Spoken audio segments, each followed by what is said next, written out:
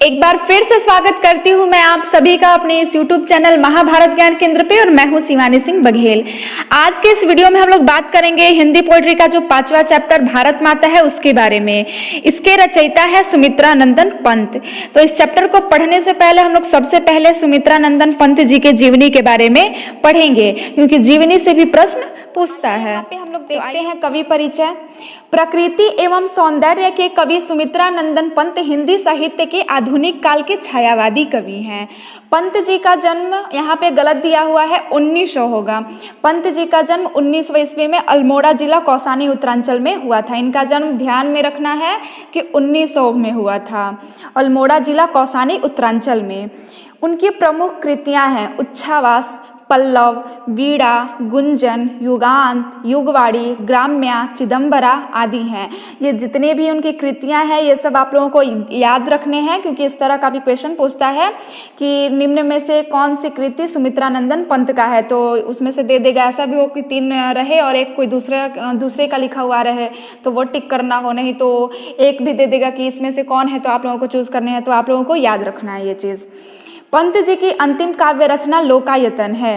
चिदंबरा पर पंत जी को ज्ञानपीठ पुरस्कार दिया गया था, ये भी आप लोगों को याद रखना है।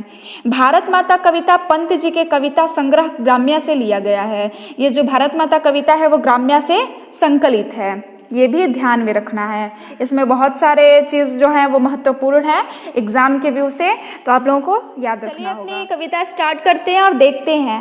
भारत माता ग्रामवासिनी। कवि पंत जी भारतीय ग्रामीणों की दुर्दशा का चित्र प्रस्तुत करते हुए कहते हैं कि भारत माता ग्रामवासिनी, भारत माता गाँव में निवास करती हैं। भारत की जो आत्मा है वो गाँव में निवास करती है। खेतों में फैला है श्यामल, जहाँ खेत, श्यामल मतलब सांवला, हरियाली, जहाँ खेत सदा हरे भरे रहते हैं, हरियाली से परिपूर्ण रहते हैं। लेकिन वहाँ के निवासी जो खेतों में काम करते हैं वो धूप के कारण क्लांत यानी कि सांवले दिखाई पड़ते हैं। वो लोग गांव के निवासी जो होते हैं वो खेत में धूप में ही काम करते हैं, तो धूप के कारण वो लोग क्लांत यानी कि सांवले दिखाई पड़ते हैं।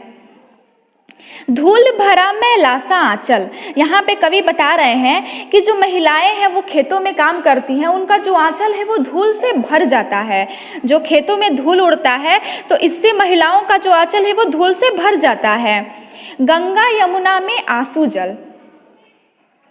कवि जो है वो गांव के नज़ारा को बताते हुए लिख रहे हैं। आगे की व्याख्या में कवि कह रहे हैं कि भारत माता इतनी शोषित हैं, यहाँ के किसान इतने पीड़ित हैं कि जो भारत माता हैं वो अपने बेटों के लिए, अपने किसानों के लिए रो रही हैं। गंगा यमुना में आंसू जल कहने का मतलब है कि ये जो गंगा यमुना है ये भारत माता के दोनों आँख हैं, और ये जो गंगा यमुना से पानी बह रहा है, कवि कहते हैं कि ये पानी नहीं है, ये भारत माता के आंसू हैं। मिट्टी की प्रतिमा उदासीनी। भारत माता मिट्टी की प्रतिमा जैसी है, मिट्टी की मूर्त जैसी है, चुपचाप देख रही हैं, और भारत माता काफ़ी उदास है। यहाँ की जो मातृभूमि है वो काफ़ी उदास है गुलामी के कारण। अपने किसान भाइयों के लिए, अपने किसानों के लिए, अपने बेटों के लिए भारत माता रो रही हैं, काफ़ी उदास हैं, इन पे इतना शोषण किया जा रहा है। आगे की कविता। दैन्य जड़ित अपलकनत चितवन। दैन्य मतलब होता है दीनता, दीनता मतलब गरीबी, और जड़ित मतलब होता है चेतनाहीन, अपलक मतलब एक टक, बिना पलक गिराए, और नत मतलब होता है झुका हुआ, चितवन मतलब दृष्टि। कवि कह रहे हैं, कवि पंत जी कह रहे हैं कि यहाँ के लोग दीन हैं यानी कि गरीब हैं, चेतनाहीन हो गए हैं। चेतनाहीन मतलब इनको मार दिया जाए, डांट दिया जाए, चुपचाप सहन कर लेंगे, कुछ नहीं बोलेंगे। उनकी जो शीश है, जो आंखें हैं, वह नीचे झुक गई हैं, नत चितवन। उनका जो आंखें, उनकी जो आंखें हैं, जो सर है वो झुक गया है।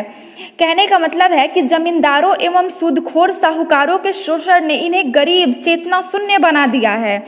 इन पे इतना शोषण हो रहा है कि इनके कारण ये चेतना शून्य हो गए हैं। ये लोग सर झुका के, आंख नीचे करके रहने को मजबूर हो गए हैं अंग्रेजों की गुलामी के कारण। और कवि कह रहे हैं कि अधरों में चिर नीरव रोदन। अधरों मतलब होता है इनका जो ये मुख है, चिर मतलब होता है स्थायी, नीरव मतलब होता है निःशब्द, यानी कि मतलब ध्वनिहीन, मतलब कि कुछ रोते हैं तो इन लोगों का जो ध्वनि है, जो आवाज़ है वो नहीं निकलता है। रोदन मतलब रोना। उनकी आंखें रो रही हैं हमेशा, लेकिन वो रो रहे हैं तो सुनाई नहीं दे रहा है। अधरों में चिर नीरव रोदन, सुनाई नहीं दे रहा है, यानी कि वो रो रहे हैं बिना आवाज किए। वे अपनी आंतरिक पीड़ा अंदर ही अंदर सहन करने को मजबूर हैं। आगे कवि कहते हैं कि युग युग के तम से विषण मन। युगों युगों का जो ये अंधकार है, यानी कि 200 वर्ष जो गुलामी था, कवि ने इसे ही अंधकार की संज्ञा दी है। इस गुलामी रूपी अंधकार से उनका मन विषादमय यानी कि दुखी हो गया है, दुखी हो चुका है। जो युग युग का अंधकार है, जो गुलामी है, उनसे जो भारतवासी हैं उनका मन दुखी हो चुका है, विस्मय हो चुका है। वह अपने घर में प्रवासिनी, कवि कह रहे हैं कि भारत माता अपने ही घर में प्रवासिनी हो गई हैं। प्रवासिनी मतलब जो भारतीय है वो अपने घर में हैं, लेकिन अपने घर में ही लग रहा है कि वो स्वतंत्र रूप से नहीं जी पा रहे हैं। वे अपने अधिकारों से वंचित हैं, अंग्रेजों की गुलामी के कारण अपने ही घर में दूसरों की तरह रह रहे हैं। आगे की पंक्ति में कवि कहते हैं कि 30 कोटि संतान नग्न तन। अंग्रेजी शासन की क्रूरता एवं शोषण के कारण भारत माता की 30 करोड़ संतान अर्धनग्न है, यानी कि उस समय की जो जनता है उनके शरीर पर पूरा कपड़ा भी नहीं है। इतनी गरीबी है अंग्रेजों के कारण भारत में। अर्धक्षुधित शोषित निरस्त्र जन।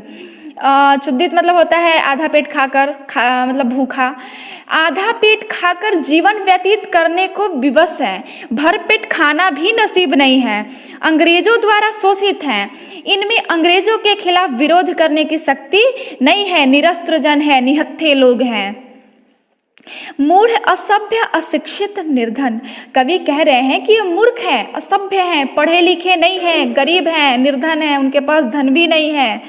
नतमस्तक तरुतल निवासिनी, पेड़ के नीचे गर्मी, वर्षा तथा जाड़ा का कष्ट सहन करते हैं, यानी कि वृक्ष के नीचे किसी भी तरह निवास करते हैं, अपनी जिंदगी गुजारते हैं, उनके पास रहने के लिए घर भी नहीं है।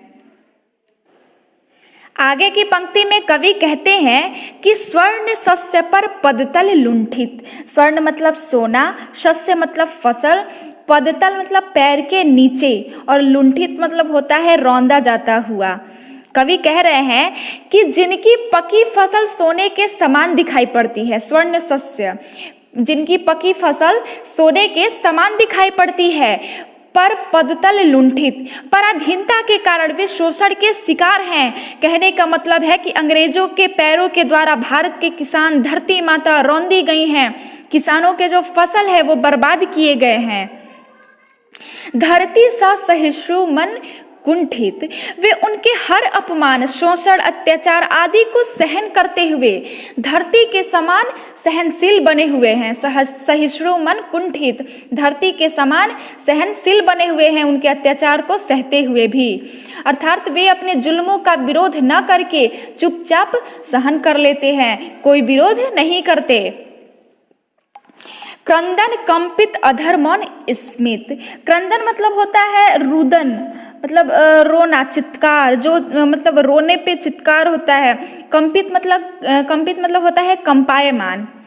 वे क्रूर शासन से इतने भयभीत हैं। क्रंदन, कंपित, अधर, मौन, स्मित। वे क्रूर शासन से इतने भयभीत हैं कि खुलकर रो भी नहीं सकते। कंपायमान है, इतने शोषण हो रहा है उन पे, खुलकर रो भी नहीं सकते। अधर मौन स्मित, अधर मतलब होता है अपने होठों पे, अपने चेहरों पे, स्मित मतलब मुस्कान, इतने दुखी होने के बावजूद भी अपने चेहरों पर मुस्कान लाए हुए हैं।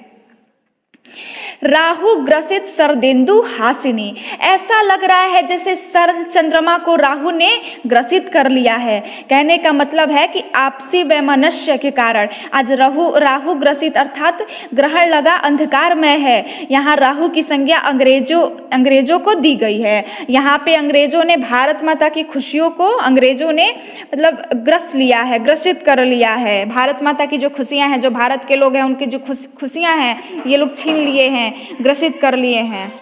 आगे की पंक्ति में कवि कहते हैं कि चिंतित भ्रिकुटी क्षितिज तिमिरांकित, चिंतित मतलब चिंताग्रस्त, क्षितिज मतलब धरती और आकाश का जो मिलन बिंदु है उसे क्षितिज कहते हैं, और तिमिरांकित मतलब होता है अंधकार से ढका हुआ। कवि पंत जी कहते हैं कि अंग्रेजों के अत्याचार एवं शोषण से भारत माता के जो लोग हैं उदास एवं निराश हैं।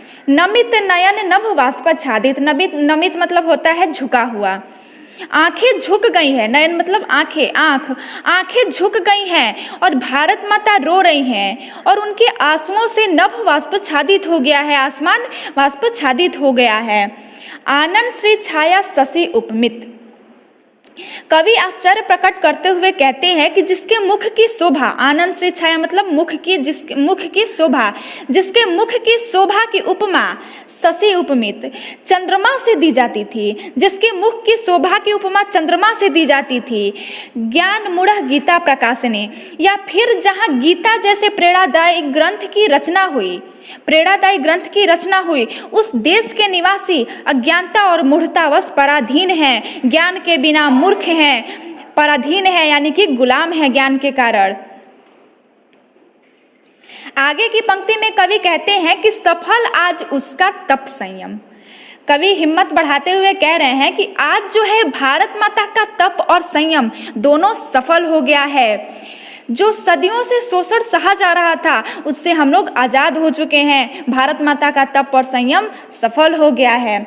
पिला अहिंसा स्तन्य सुधोपम, सुधोपम मतलब होता है अमृत समान, जिसने पूरे दुनिया को अहिंसा रूपी अमृत दिया, सारी दुनिया को, जिसने पूरे दुनिया को अहिंसा रूपी अमृत पिलाया। हरती जनमन भय भव तप भ्रम, यह लोगों के भय और भ्रम को दूर करने वाली है भारत माता, और इस जो दुनिया का भय है, जो भ्रम है, उसको दूर करने वाली है भारत माता। जग जननी जीवन प्रकाशिनी, और इससे आगे का जीवन विकासमय होगा, यही कवि कहते हैं। अब हम लोग आज़ाद हो गए हैं, आज हम लोग आज़ाद हो चुके हैं, आज हम लोग गुलामी से छुटकारा पा लिए हैं, और भारत माता का जो तप है और संयम है वो सफल हो गया है। आई होप कि आप सबको ये वीडियो बहुत अच्छा लगा होगा। तब तक के लिए धन्यवाद, और मिलते हैं नेक्स्ट वीडियो में।